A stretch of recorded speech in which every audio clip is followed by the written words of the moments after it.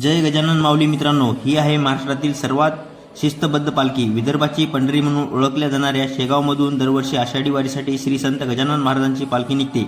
तब्बल 1200 किलोमीटरचा प्रवास ही दिंडी अवघ्या महिन्याभरामध्ये पूर्ण करते.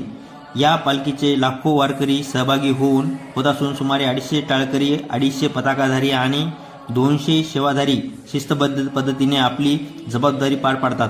या पालखीचे मुख्य वैशिष्ट्य म्हणजे काटेकोर शिस्त आणि उत्कृष्ट व्यवस्थापन. प्रत्येक पालखी तळावर स्वच्छता, वैद्यकीय सुविधा आणि कचरा व्यवस्थापनाचे नियोजनबद्ध कामे केली जातात आणि प्रत्येक मुक्कामानंतर परिसर पूर्णपणे स्वच्छ ठेवला जातो. 1968 पासून सुरू झालेली ही परंपरा आजही शिस्त, स्वच्छता आणि भक्तीचं उत्तम उदाहरण आहे.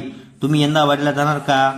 गजानन माऊलींच्या पालखीचे प्रत्येक गावात स्वागत केले जाते. महाराजांच्या पालखीचे दर्शन घेण्यासाठी लाखो भाविक दरवर्षी या पालखीचे दर्शन घेण्यासाठी येत असतात.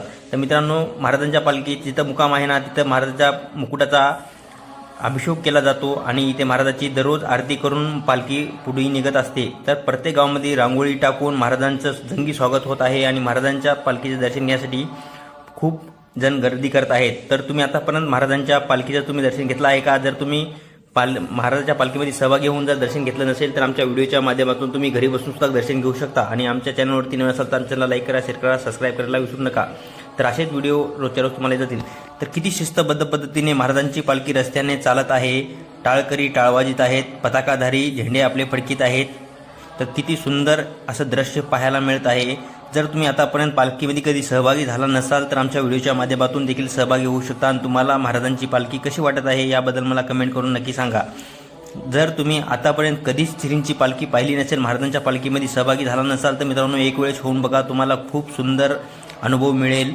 कारण की इतकं सुवर्ण क्षणाचे तुम्ही साथीदार बनसाल आणि महाराजांच्या पालखीमध्ये सहभागी झाल्यानंतर तुम्हाला खूप सुंदर वाटेल.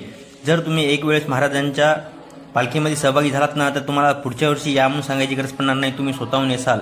महाराजांच्या तुम्ही पालखीमध्ये सहभागी झालात ना, तुमचं मन हरवून जाईल. महाराजांपाशी राहिल्यानंतर इतकं सुंदर महाराजांचं छायाचित्र तुम्हाला पाहायला मिळेल. पालखीचे तुम्ही दर्शन घेतल्यानंतर मित्रांनो तुम्ही स्वतःहून पालखीसोबत काही किलोमीटर चालत जासाल. इतकं सुंदर हे दृश्य पाहायल्यानंतर तुम्हाला वाटेल. हजारो किलोमीटर रोजच्या रोज पालखी चालत आहे मित्रांनो. तर खूप जण जे आहेत 1200 किलोमीटरचं अंतर पार करत आहेत.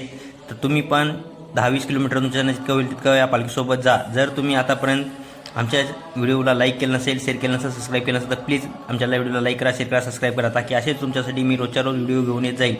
तर भेटूया मग मित्रांनो. म्हणा मग गणगण गणात बोते. जय गजानन माऊली. श्रींचा पालखी तुम्हाला दर्शन घेतलं नसेल तर एक वेळेस लास्टचं दर्शन घ्या. भेटूया मग. बाय.